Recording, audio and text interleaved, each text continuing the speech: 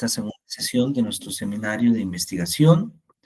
Y bueno, comenzamos la sesión pasada hablando sobre algunas características del conocimiento científico, hablamos un poquito sobre la ciencia, y después vimos un fragmento, una parte de un debate sobre el conocimiento científico. Quedó de tarea la posibilidad de ver la segunda parte.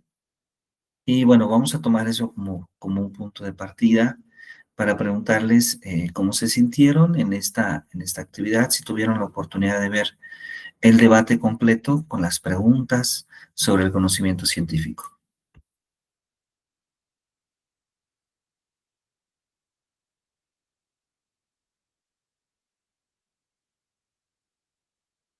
Maestra Norma, maestro Carlos, ¿qué les pareció el debate? ¿Hay alguna pregunta, algún comentario que les haya parecido interesante?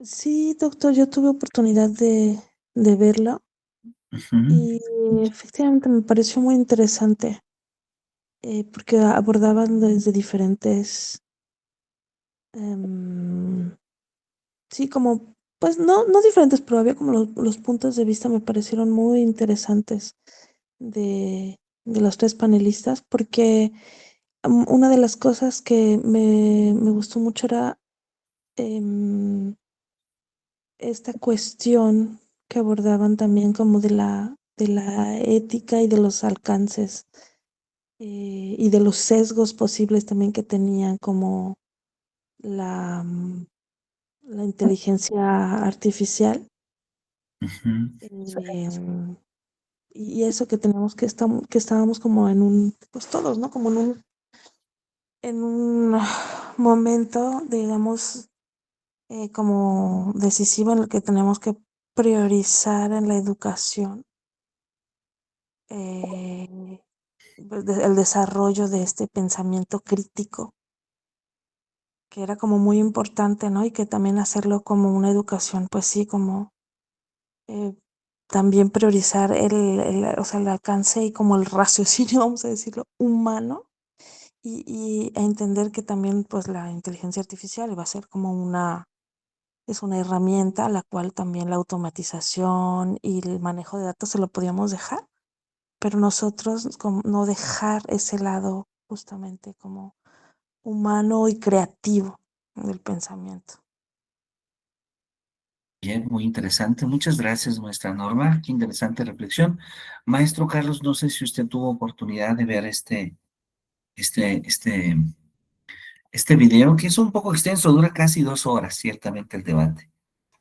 Sí, doctor, fue una pequeña fracción, no pude ver todo, sin embargo, pues sí, yo creo que es muy importante, pues todos los descubrimientos sean a través del descubrimiento científico, ¿no? Que no sean solamente cosas que uno puede pensar, pero sí tenemos que comprobar lo que pensamos, ¿no?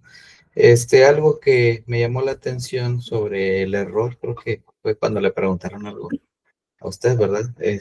Yo creo que, este, mm, cada vez que encontramos algo así, pues no cerrarnos, sino que nos da la oportunidad de poder descubrir, reflexionar de a lo mejor de algún cálculo o alguna reflexión que tenemos, ¿verdad? Pero tal vez que no sea correcta, poder mejorarla, ¿no? Yo creo que estamos propensos a, tal vez, no puedo decir equivocarnos, pero pues que nos sirva, ¿no? Nos sirva de experiencia para reflexionar y hacer un cambio en nuestros aprendizajes. Es lo que puedo compartir, doctor. Bien, muchas gracias, muy interesante. Desde luego, esta mirada de el error desde un punto de vista constructivista es muy importante, porque debo decirlo, el error forma parte del proceso de aprender. En muchas ocasiones eh, estamos de alguna manera pensando en no equivocarnos, pero a veces en la ciencia Se hace mucho énfasis en el éxito, en los resultados, pero a veces no se dice todos los intentos que se tienen que hacer para poder avanzar. Y eso forma parte del error constructivista. Para que alguien tenga éxito en una actividad, la mayoría de las veces tiene que dedicar realmente mucho tiempo a su trabajo. No es algo que se da de manera inmediata. Entonces, la ciencia se va construyendo lentamente, la ciencia se va construyendo poco a poco y requiere siempre de esta perspectiva de aprender de los errores y también de la paciencia, porque el conocimiento científico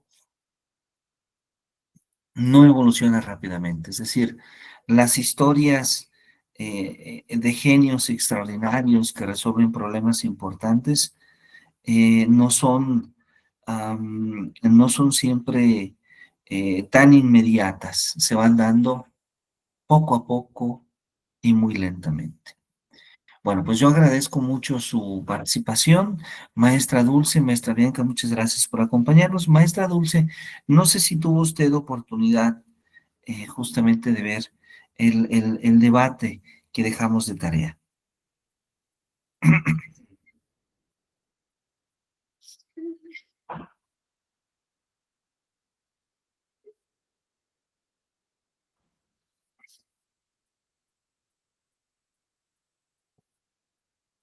Bien, a lo mejor algo pasa con el audio que no le permite. Ah, ya nos está escribiendo un mensaje la maestra Dulce.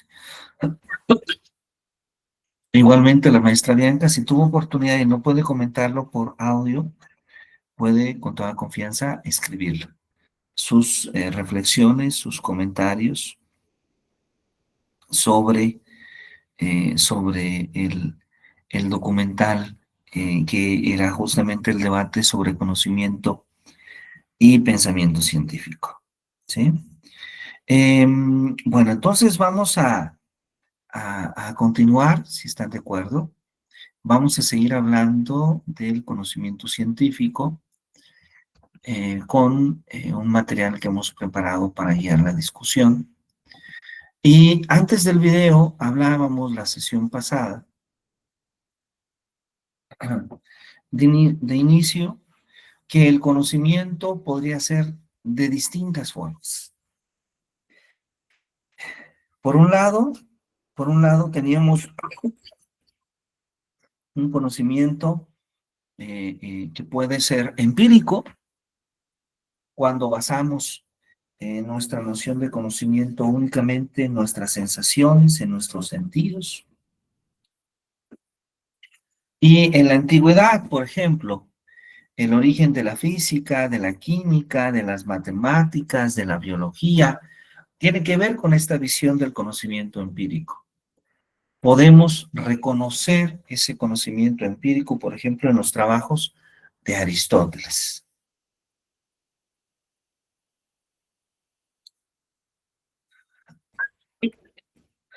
Y bueno,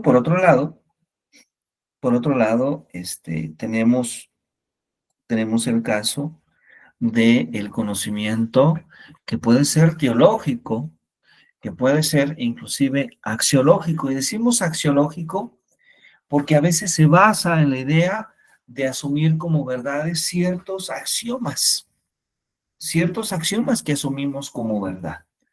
Y esto nos pasa bastante en la religión, en la espiritualidad, en las concepciones místicas o metafísicas, cuando nosotros definimos al ser, cuando definimos al Dios, cuando definimos nuestras creencias espirituales o religiosas, a veces este tipo de conocimiento lo consideramos como una verdad y a veces como una verdad que es casi inobjetable y que vale la pena mencionar ahora que tendríamos de alguna manera como académicos ya en este programa de posgrado, pues tal vez no cambiar nuestras creencias, pero sí cuestionarnos un poco más de nuestras creencias.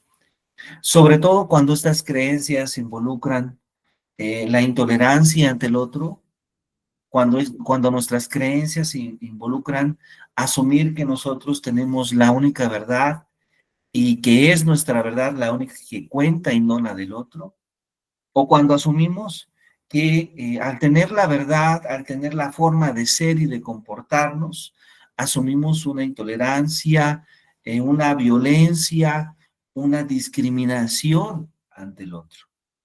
Creo que en todos esos casos tiene sentido el preguntarnos sobre nuestras creencias. Pero además tenemos lo filosófico, aquello que se pregunta el qué, el por qué, el que se pregunta el cómo, el cuándo, el que trata de reflexionar sobre el significado del propio conocimiento. Y tenemos lo científico, aquello que busca la verdad, busca la prueba de los hechos, de las acciones, de las leyes, de las afirmaciones. Es así como nosotros podemos hablar de distintos niveles de conocimiento. Ahora, ¿el conocimiento para qué lo usamos? El conocimiento lo usamos para hablar finalmente sobre la realidad. Queremos hablar de la realidad, queremos explicar la realidad, ¿sí? Y un conocimiento en específico que tiene un valor especial para nosotros será el conocimiento científico. Un conocimiento que va más allá de lo empírico, un conocimiento que nos permite conocer las causas, las consecuencias, las leyes o las tendencias que rigen la evolución de un fenómeno en específico.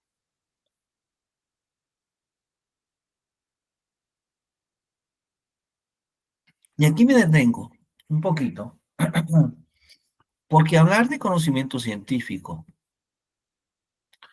en ciencias naturales es diferente de hablar de conocimiento científico en ciencias sociales. Mientras que en ciencias naturales habitualmente buscamos comprender las leyes y llegar hasta leyes, hasta teoremas, hasta teorías, las ciencias sociales tienen un impacto mucho menor. En las ciencias sociales es muy difícil definir una ley como la ley de gravitación universal o como las leyes de Newton.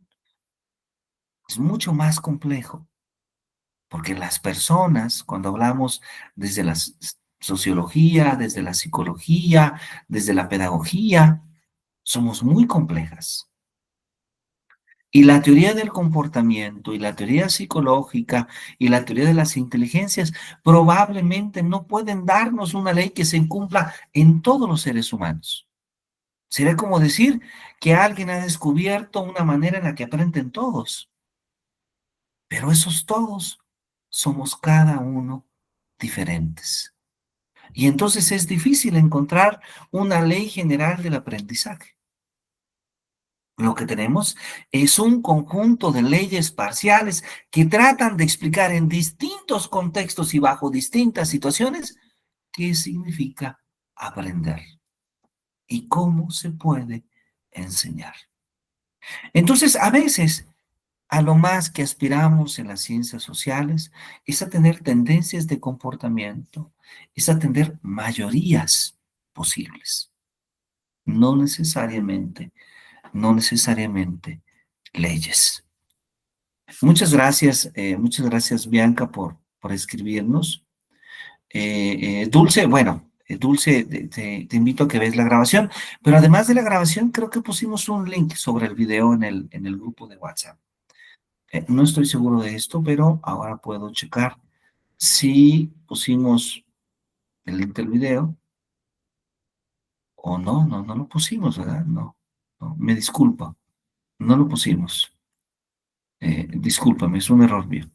No pusimos el link del video, pero con mucho gusto lo podemos poner. Em, bueno, la conclusión final a la que llega Bianca, en su análisis, es que ambos conceptos están intrínsecamente ligados.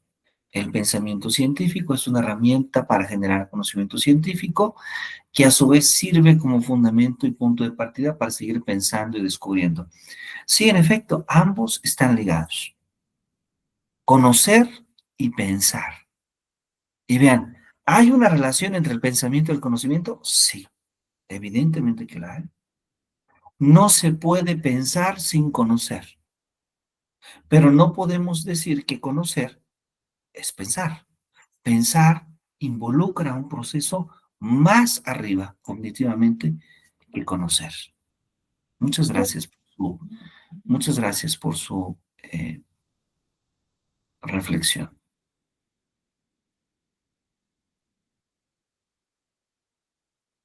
Muchas gracias por su reflexión.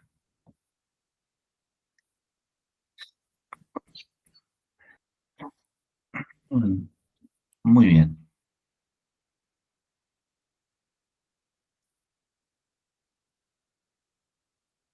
Sí, maestra Norma, adelante, por favor, si es tan amable. Le agradezco mucho su participación. A mí se me hizo muy interesante. Me hizo me- el, la, tam- el abor- lo que se abordó también en cuanto a la ética que se tiene que tener también en la ciencia y en la construcción del pensamiento científico. Y me hizo pensar porque recientemente eh, murió uno de los descubridores del, pues lo que hizo más bien la secuencia, ¿no? La secuenciación del ADN, James Watson. Y, y al ver yo la noticia, que fue hace, no sé, tal vez hace menos de un mes, se me hizo muy interesante como ver en lo que cayó esta persona, porque si bien ganó el Nobel de Medicina, o sea se considera que fue la secuenciación del ADN uno de los mayores descubrimientos médicos de este siglo, por lo menos, o del siglo pasado también. Eh, él pues en su postura decía que pues que los blancos pensaban mejor, tenía esta postura de supremacismo y uno puede decir, pero es que, o sea, ¿cómo hay que tener mucho cuidado también en la construcción del conocimiento, en no caer justamente, ¿no?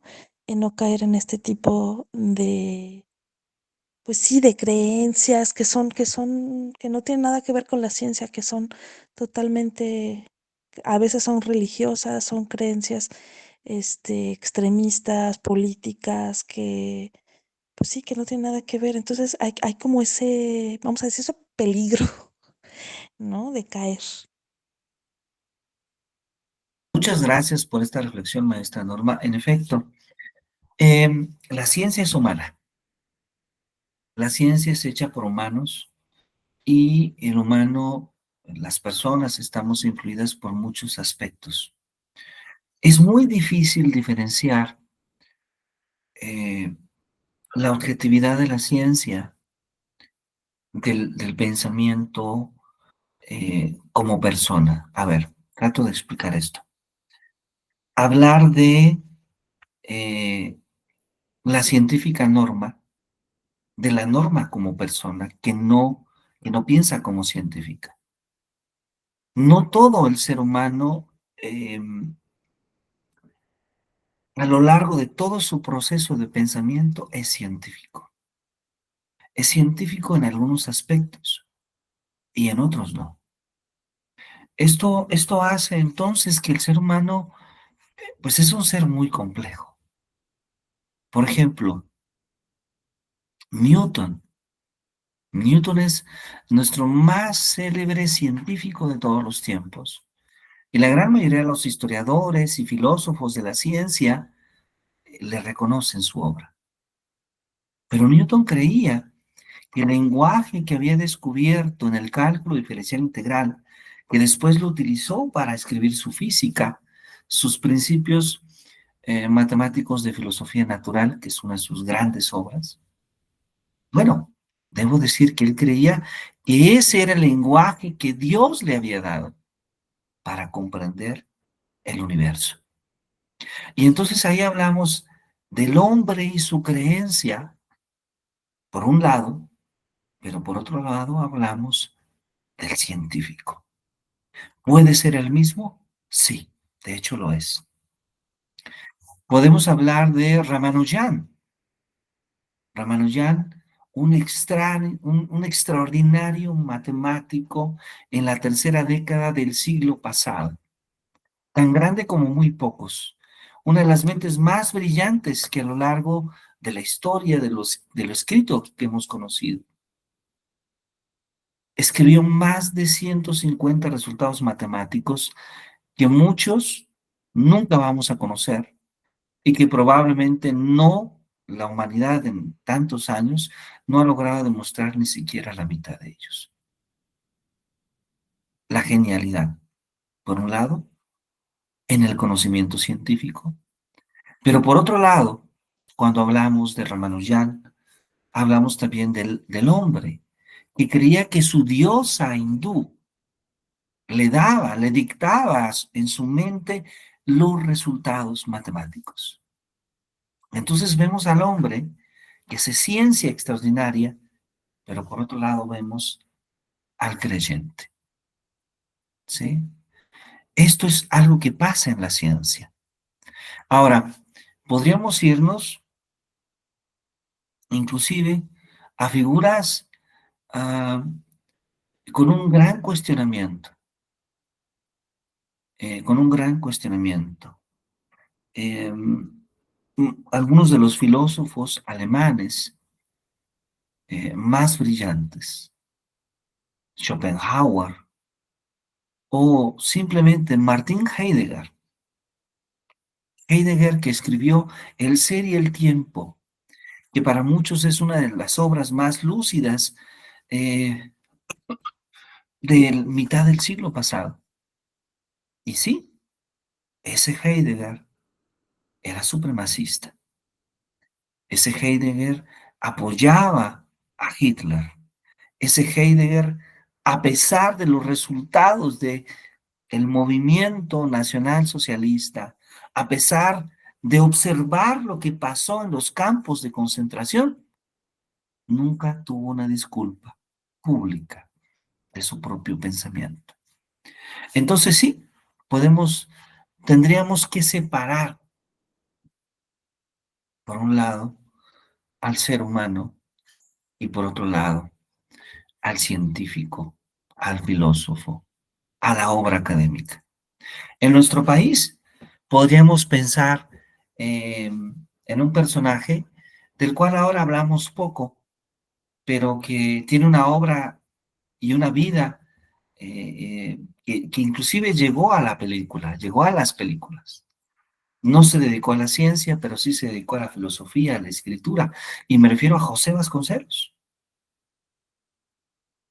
José Vasconcelos es uno de nuestros más grandes escritores de todos los tiempos. Tal vez solamente después de Octavio Paz, ¿sí? Pero en Vasconcelos encontramos al educador, al funcionario, al escritor brillante de su época. Pero al mismo tiempo encontramos al político con un rotundo fracaso en todos sus intentos. Encontramos al hombre en un conflicto constante entre él y sus distintas parejas, muchas esposas, muchas mujeres, y una falta de paz interior. Increíblemente, el mismo hombre que reflejaba esa paz en muchos de sus escritos filosóficos. Y entonces el ser humano tiene esa complejidad y tiene, desde luego, ese sesgo también, porque hay una influencia muy, muy importante. Muchas gracias, maestra Norma, por este comentario que nos lleva a hablar un poco de esta parte, de separar lo humano de la obra y a veces de separar la genialidad de lo humano, porque en muchas ocasiones la genialidad no corresponde a un equilibrio como el que nosotros esperaríamos en el valor del ser humano, ¿sí? Esa genialidad de Newton que contrasta con una personalidad de otros autores eh, que abunda en la tiranía, que abunda en la vanidad, un personaje muy difícil de tratar, pero al mismo tiempo con una gran genialidad.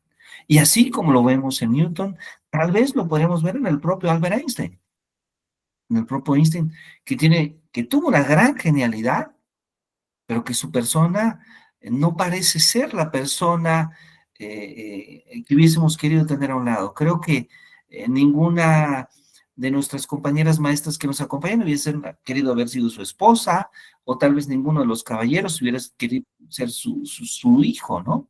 Es complejo esta parte, porque encontramos el genio de un lado, pero la persona que no gusta necesariamente del otro. Maestra Norma, adelante, por favor. Y yo coincido obviamente en que sí hay que separar la obra eh, de la persona, ¿no? Que no, a veces de verdad es que no lo refleja. Pero lo que sí también creo es que tiene que, desde el punto de vista ético, estar uno muy alerta porque cuando ese pensamiento científico o esa, a lo que se llegó, por ejemplo, se utiliza, es la manera en la que se utiliza. Y la manera que se utiliza a veces de manera en las políticas públicas. Eso es a lo que me refiero. Watson descubrió el ADN, con lo cual se podía descubrir muchísimas enfermedades, pero él aseveró, y por eso hubo una, o sea, controversia grandísima en el hecho de que él haya ha dicho que vamos a decir, la raza blanca era superior, que era superior. Entonces uno dice, si esta persona lo dijo en público, a pesar de todo lo que pudo haber hecho, y lo dijo no de manera personal, sino diciendo, yo soy un científico, yo descubrí esto y lo puedo asegurar, casi de manera Claro, científica también.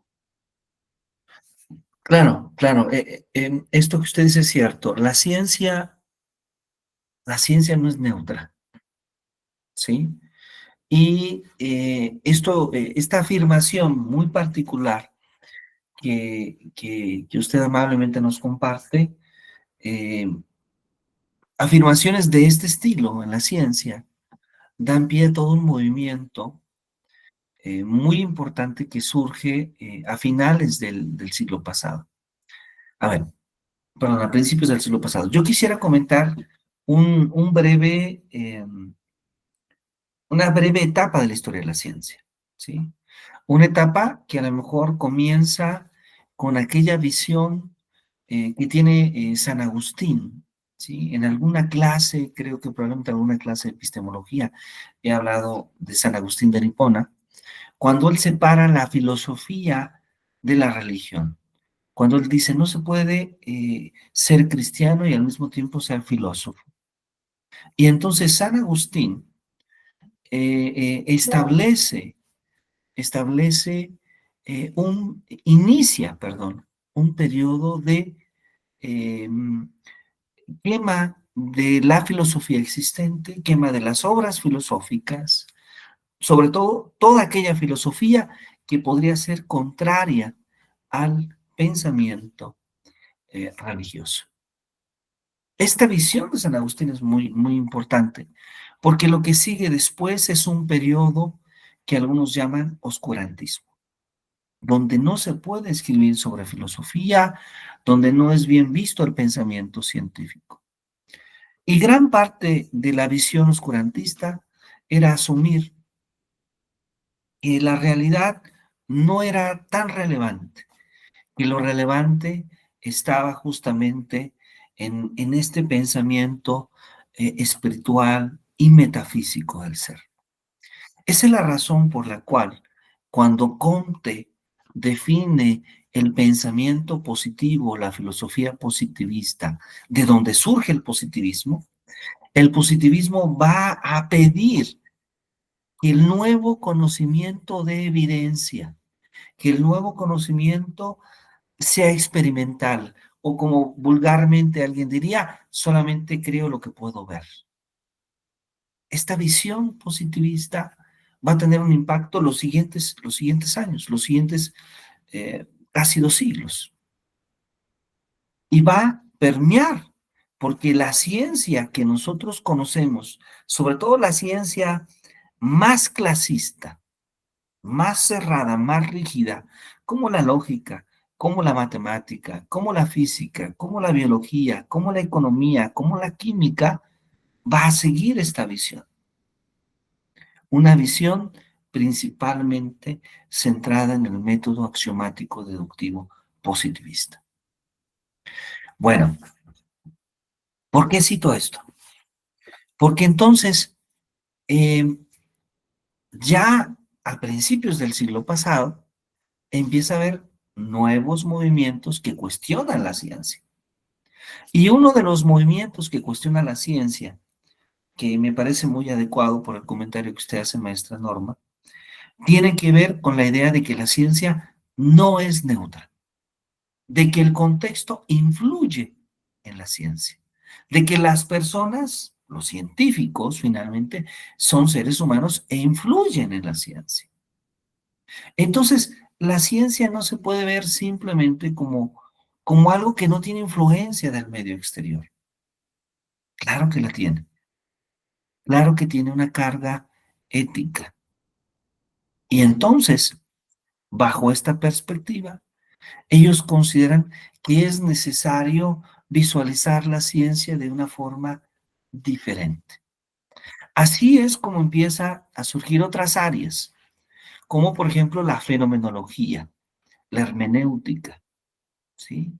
Y ahí van surgiendo una serie de nuevas ciencias.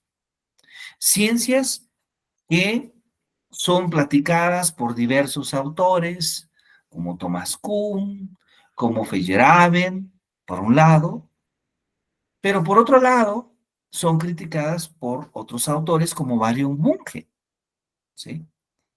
Que trata de establecer una noción de lo que nosotros vamos a aceptar como ciencia y lo que no vamos a aceptar como ciencia. Para todos es más o menos claro que si alguien calcula la ley de gravitación universal, eso es ciencia. Pero si la maestra Karina escribe una narrativa pedagógica de lo que pasa en el salón de clase, no todos están de acuerdo que eso sea ciencia. Para algunos, sí, sí hay la suficiente fundamentación teórica, para otros, no. Y entonces, aquí vamos a encontrar varios contrastes, porque particularmente en la educación no se va a poder ver como esa ciencia exacta, como esa ciencia, como la lógica, como la física, como la matemática. Aunque aquí debo declarar que si hay una parte de la educación que se ve así, la teoría del aprendizaje, una de muchísimas teorías. Hay teorías, por ejemplo, que surgieron entre los años 30 y 40, que son poco estudiadas en el campo de la pedagogía o en el campo de la educación en sí misma. Pero hubo un momento en que se trató de hacer teorías matemáticas, teorías estadísticas del aprendizaje. Estas ciencias se basaban en la teoría de las probabilidades, en la estadística, y evidentemente se asumían como algún tipo de ciencia.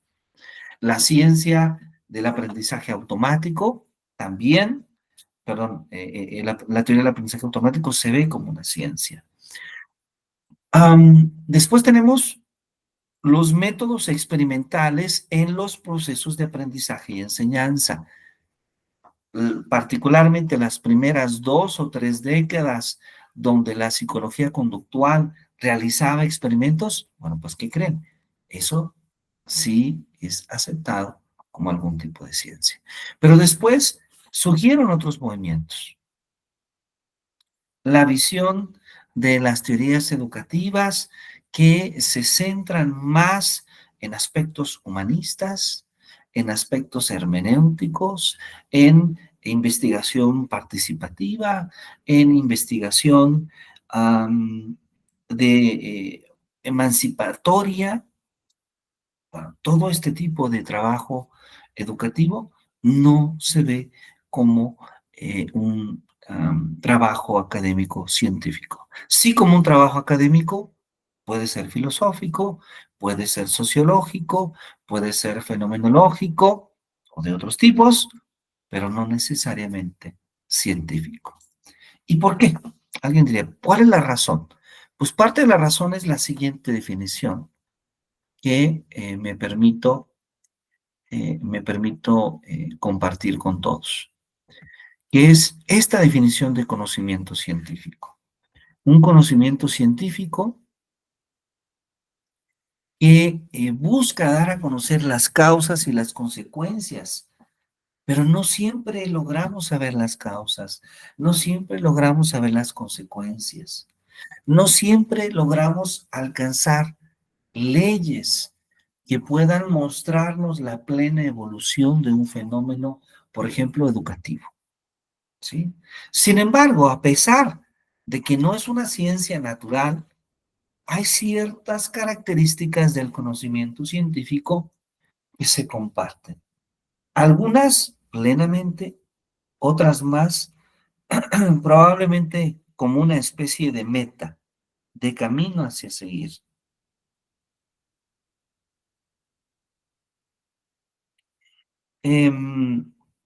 ¿A qué nos referimos? ¿A qué nos referimos con estas metas, con este camino hacia seguir? Nos referimos, por ejemplo, a que este conocimiento busca de alguna manera darnos certeza, ¿sí? Busca darnos certeza, ¿sí? Busca darnos, garantizar que ese conocimiento pueda ser, pueda ser válido para todos, ¿sí? Pueda ser válido para todos.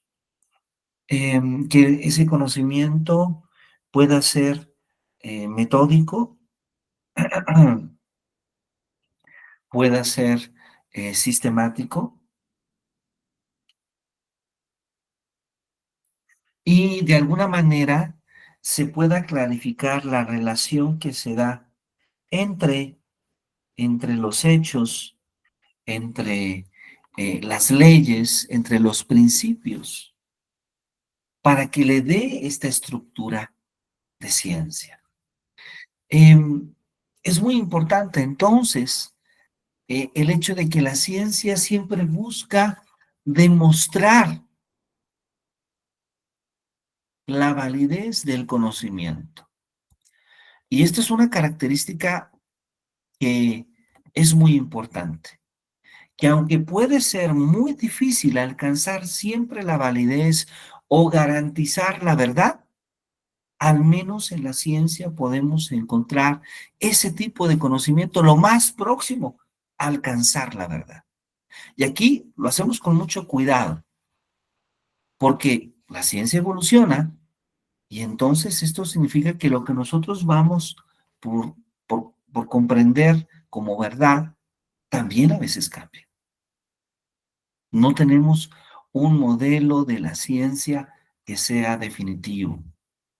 Y podemos tomar el ejemplo de la física, podemos tomar el ejemplo del universo.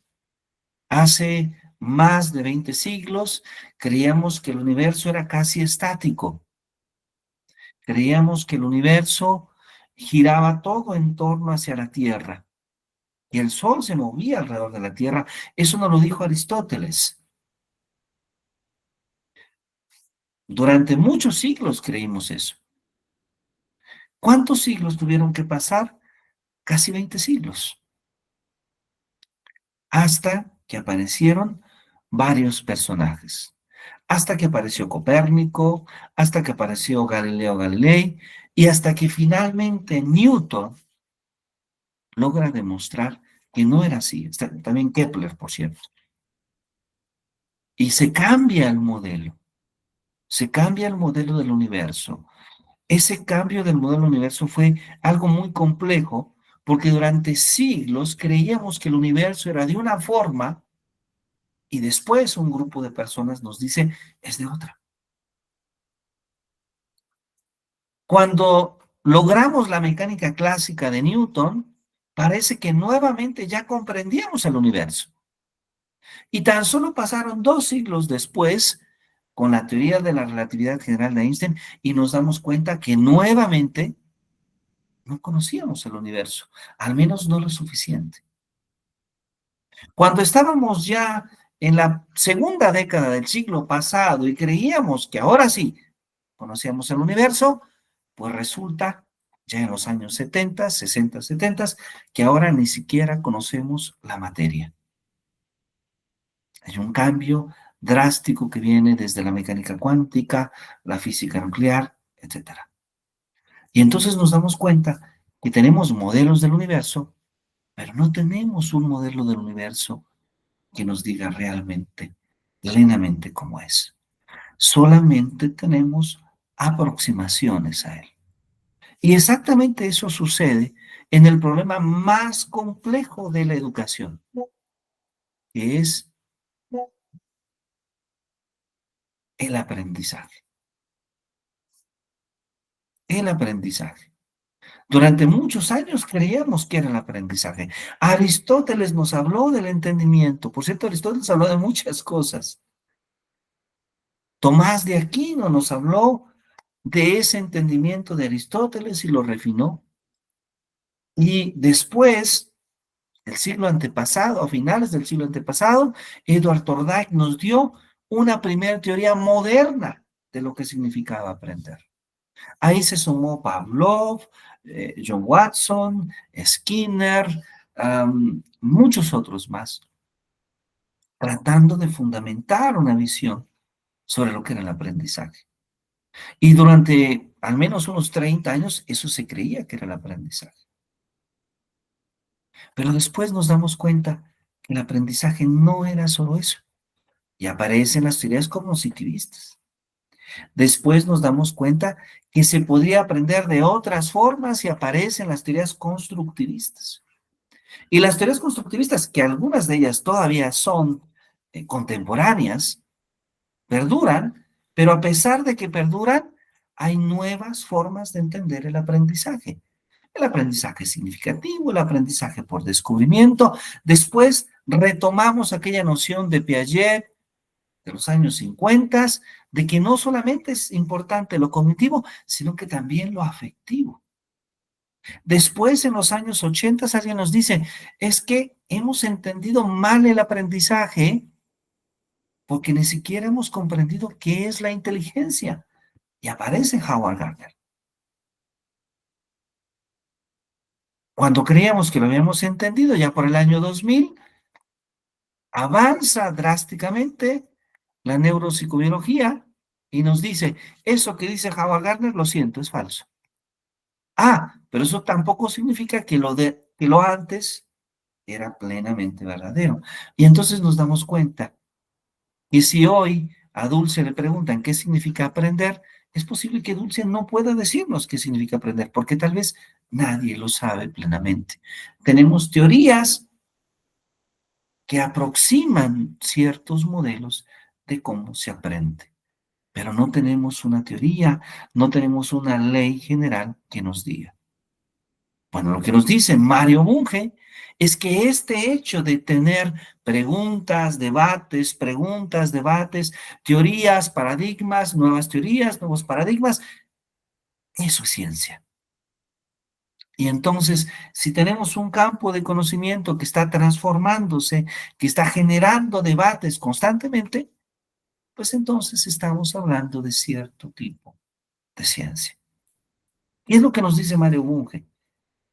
Pues que si eso no pasa, si nuestras creencias, nuestras investigaciones siguen teniendo las mismas metodologías, los mismos resultados de hace siglos atrás, y no hay preguntas sobre eso, no hay debates sobre eso, pues entonces lo más seguro es que eso sí no sea de ninguna manera un conocimiento científico.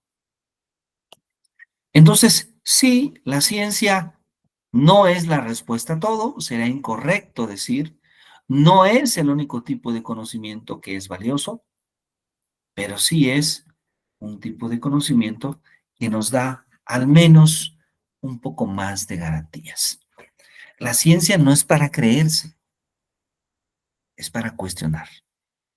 La ciencia, entonces, podríamos decir que es un cierto sistema de proposiciones que son demostradas, que son más o menos constantes, que son más o menos generales y que lo que buscan es ligar ciertas relaciones de subordinación relacionadas con los seres humanos, con los hechos, con los fenómenos. Y entonces el conocimiento científico se apoya siempre en la demostración, en la prueba, en la experimentación, en la argumentación. La ciencia casi siempre, y digo casi siempre, acepta lo que ha sido probado, lo que sigue el método experimental, lo que proviene de algún tipo de prueba o de demostración. Y esto también hace que la ciencia vaya mucho más despacio y que la ciencia sea más cuidadosa con lo que dice, porque también se va aprendiendo en comunidad. La ciencia la hacen los científicos y los científicos son una comunidad. Y los científicos van aprendiendo sobre cómo comportarse en esa comunidad. Entonces, cuando ahora alguien le preguntan de qué está hecho el universo, lo más probable es que si es un científico tenga muchas dudas, no sepa explicar bien. Bueno, si eso se lo preguntan a Jaime Maussan lo dice muy rápido. Pero es porque Jaime Maussan no es científico y no tiene una ética para lo que va a decir. Él va a decir cualquier cosa siempre y cuando ustedes paguen. Y ahí empieza a haber una diferencia muy importante, en que el científico se convierte en ser mucho más cuidadoso de su palabra, de lo que dice. Y esto es una diferencia importante entre la ciencia y, por ejemplo, la pseudociencia. La pseudociencia que casi siempre busca abarcar temáticas que están ahí en el límite, pero que no ofrece pruebas, que no ofrece garantías, y sin embargo hace afirmaciones. ¿Sí? El campo, el campo de las ciencias sociales tiene pseudociencias, lamentablemente sí. ¿Sí? Y bueno, hay muchas áreas que han sido cuestionadas por ser candidatas a pseudociencias. Estudios de sociología, estudios de pedagogía, estudios de educación, estudios de psicología, por mencionar algunos. Y vean, no estoy hablando de astrología, no estoy hablando de magia, que eso ya es como muy evidente. Estoy hablando de cosas que generalmente decimos que podrían ser ciencia, pero que son cuestionadas. Por ejemplo, el psicoanálisis. Sí, hablamos con un psicólogo y además ese psicólogo es psicoanalista, nos va a decir que hace ciencia. Pero el filósofo de la ciencia va a decir, cuidado, no estoy seguro de que haga ciencia. Tal vez haces algún tipo de conocimiento, sí, eso no es negado, pero probablemente no haga ciencia, ¿sí? Probablemente quien estudia metafísica, ese filósofo que estudia metafísica, diga, es que yo hago una ciencia del espíritu, del alma, no lo sé. El filósofo de la ciencia va a decir, creo que no, creo que eso no es ciencia. Tal vez es algún tipo de conocimiento y a lo mejor ese tipo de conocimiento es útil para algunas personas. Quienes hacen temas, por ejemplo, uno de los temas más controversiales, porque hay una línea muy delgada entre la verdad y la no verdad, aparecen temas, por ejemplo, de la educación emocional. ¿Y por qué de la educación emocional? Porque hay estudios sobre el bienestar, hay estudios sobre el comportamiento humano, pero también hay algunas metodologías que en los últimos años se proponen como soluciones. La meditación, el yoga, en fin, muchas más, que probablemente ayuden al ser humano.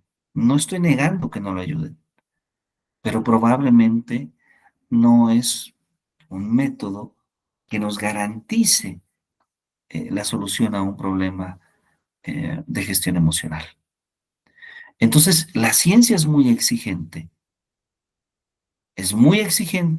porque para poder decir que una pastilla de ketorolaco ayuda al dolor de cabeza de cierto tipo, se tienen que hacer demasiadas pruebas para garantizar, si es que no todos, la gran mayoría de los pacientes, en efecto, tuvieron un alivio al tomar este medicamento. Pero si eso no pasa, si para algunos funciona y para otros no, pues entonces no podemos decir médicamente que sea la solución a un dolor de cabeza. Ok, continuamos un poco con nuestra presentación. ¿Alguien tiene alguna pregunta, alguna duda hasta este punto? ¿No? Ok, entonces esta ciencia está compuesta por teorías, está compuesta por modelos, está compuesta por hechos sobre los que construimos principios, conceptos, leyes. Así es como evoluciona la ciencia. La ciencia, como ya hemos comentado, es dinámica y va cambiando. ¿Cómo se construye la ciencia? A través del método científico. Pero este método científico subyace de tener cierto tipo de actitud. Algunos escritores le llaman la actitud, otros, contradictoriamente, le llaman espíritu científico. No estoy seguro que este sea el, el, el nombre más adecuado. Lo cierto es que de alguna manera esta actitud científica lo que busca es crear una mente que sea crítica, que sea objetiva y que sea racional. Esta es una meta, no significa que toda la ciencia cumpla con esta característica, aunque lo ideal es que se cumpla. Y bueno, lo crítico ¿qué es? Lo crítico es que no hay verdades absolutas, que todo es susceptible de prueba. La objetividad es entonces una condición básica de la ciencia. La racionalidad nos permite observar la justificación de las soluciones, de las teorías que proponemos, de los modelos que proponemos para resolver un problema. Y entonces aparece el método científico. Un método científico que está compuesto por conceptos, por definiciones, por hechos, por variables, por indicadores. Y esa es la razón por la cual cuando nosotros escribimos un artículo de investigación, debemos de tener claridad en los conceptos, en las definiciones, en los hechos, en las variables, en los indicadores. Y por ejemplo, separar claramente la noción de hecho con la noción de modelo. Fíjense, este es un aspecto muy, muy interesante, porque a veces se da la confusión. A veces se da la confusión entre el hecho y el modelo, las variables que tratan de modelar ese mismo hecho. Entonces, el hecho es real. Bueno, estamos pensando en que es real, que se comprueba que sucedió. Pero las variables, no necesariamente. Las variables son construcciones que hacemos para modelar ese hecho, para comprender, pues, el hecho que se da. El método científico, entonces, requiere de varios procesos, desde la observación, desde la hipótesis, desde la experimentación, desde la inducción, desde la deducción, desde el análisis y la síntesis, hasta finalmente la construcción de lo que nosotros vamos a llamar justamente la teoría. Este proceso no es un proceso lineal. Es decir, no se da necesariamente en un orden específico. Es un proceso que se da conforme se va indagando y a través de la sistematización que hace el investigador. El investigador entonces lo que busca es crear, constituir una investigación científica. Un proceso en el que aplicando los métodos científicos obtenga información que sea relevante, que sea fidedigna, que sea imparcial, que se pueda extender, que se pueda verificar, que se pueda corregir, que se pueda aplicar. Su objetivo es solucionar problemas, generalmente mediante el empleo de procesos científicos. Entonces, la metodología es la forma en la que se va organizando el proceso de investigación. Es la manera también en la que se busca controlar posiblemente los resultados y también presentar las soluciones. Entonces, la metodología es la conexión entre el problema y el investigador. Y para eso la metodología conecta de un lado el objeto de investigación y del otro lado el sujeto de investigación, que es sobre quién se hace la investigación. Es decir, se investiga el objeto, pero en el caso de las ciencias sociales, se investiga el objeto en el sujeto. Esta es una diferencia muy importante. A ver, lo comento. Se investiga el objeto en el sujeto. Es decir, las ciencias sociales, la educación requiere de sujetos para estudiar el objeto. Es decir, yo quiero estudiar el aprendizaje, pero no puedo estudiar el aprendizaje de manera aislada del sujeto que aprende. Es decir, necesito del estudiante, necesito de la persona, necesito del ser humano para poder estudiar el aprendizaje. El objeto es el aprendizaje, el sujeto es en quién observo el aprendizaje. Esto no pasa en otras ciencias. Por ejemplo, la maestra Norma podría estudiar el lenguaje en sí mismo. ¿Sí? Podría estudiar el lenguaje en sí mismo. La maestra Dulce podría estudiar un objeto matemático en un objeto matemático. Sin embargo, en el caso de las ciencias sociales, sí necesitamos de los sujetos de conocimiento para poder estudiar los objetos de conocimiento. Y esto nos permite en cierta medida clasificar la investigación en diversos tipos. La investigación que puede ser teórica, que puede ser pura, que puede ser básica, en la cual la mayoría de las veces lo que se procura es extender el conocimiento, corregir o verificar el conocimiento, sin preocuparse por la aplicación directa o inmediata de los resultados. ¿Sí? Entonces, quien hace estudios en modelos neuronales, quien hace estudios en matemáticas abstractas, por ejemplo, la teoría de los números, quien hace estudios en cosmología, no necesariamente está interesado en que su conocimiento sea aplicado. Estudia, construye conocimiento, pero el valor de este conocimiento no necesariamente está en su aplicación. Mientras que por otro lado hay quienes se interesan en un conocimiento aplicado, un conocimiento que ayuda a resolver problemas y que esa solución del problema da beneficio a las personas o a las comunidades. En ese sentido, hay una conexión más entre el conocimiento y el desarrollo. A eso le llamamos investigación aplicada. La mayoría de las investigaciones en educación son investigaciones aplicadas. Ahora, esto no significa que la investigación pura no sea necesaria. También se requiere la investigación pura. Por ejemplo, hablar sobre la ética. La ética es uno de los campos más abstractos.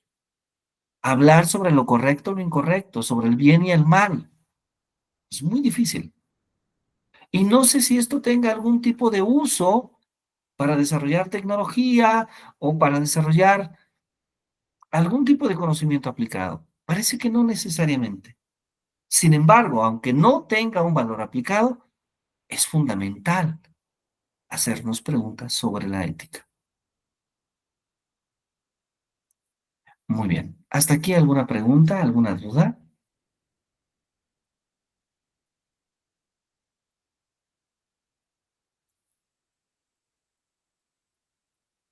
¿Ninguna duda? Muy bien. Me gustaría ir cerrando la conversación diciendo que además de la investigación pura y aplicada, también tenemos la investigación experimental, donde el experimento tiene el objetivo de manipular las variables con el propósito de poder comprobar, de poder rechazar una hipótesis que expresa justamente una relación entre ellas. Pero además también tenemos la investigación documental, una investigación que generalmente lo que busca es encontrar las conexiones, los análisis comparativos entre las teorías existentes derivadas a un tema, o la investigación de campo, que asume generalmente las formas de exploración, de observación de un determinado fenómeno en, en el terreno, en el contexto, en el área, en el experimento. Entonces, hay una gran variación sobre los tipos de investigación, ¿sí? Hay una gran variedad de tipos de investigación, cada una con sus características, cada una con su metodología, cada una con sus indicadores, sus instrumentos, etcétera.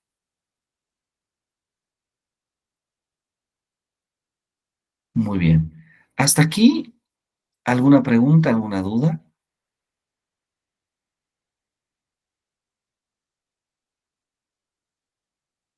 ¿No tenemos No, dudas? profe, no. Ok. Muy bien. Bueno, si no tenemos dudas, entonces me gustaría hablar un poquito de la tarea para llevarnos todos un poquito de tarea pensando en poder profundizar cada una de estas visiones sobre la ciencia. Entonces, me gustaría pedirle a la maestra Norma, voy a tratar de escribir en el grupo de WhatsApp ahora mismo para que quede ahí archivado.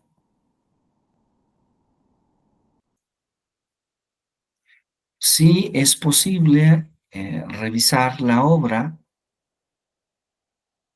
voy a escribir aquí, la obra de Karl Popper,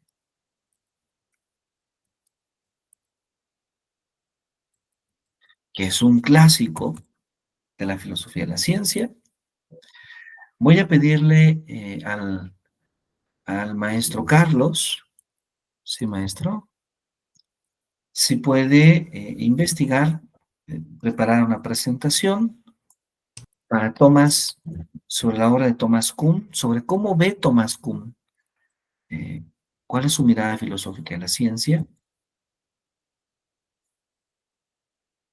¿sí? También voy a pedirle escribir a la maestra Dulce sobre Paul Feyerabend.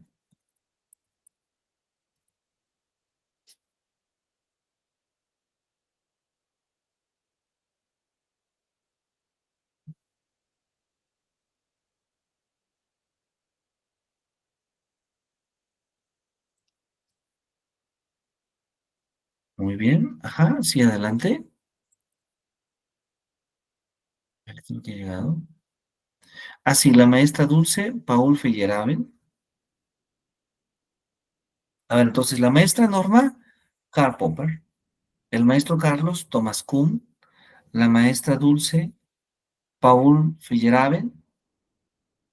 La maestra Bianca, vamos a pedirle a la maestra Blanca que pueda leer a Imre Lakatos, ¿sí? A la maestra Blanca, la maestra no, me faltaría la maestra Karina, perdón. Ludwig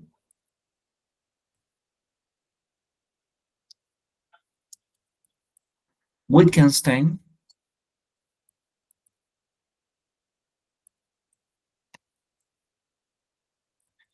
Y me faltaría nada más la maestra Aileen.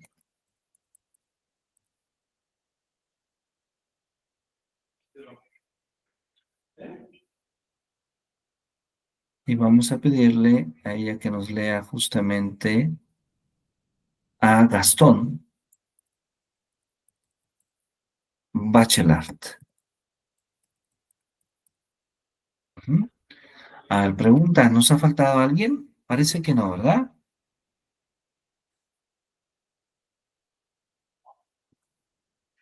Ya estamos todos incluidos, ¿verdad? ¿Es correcto?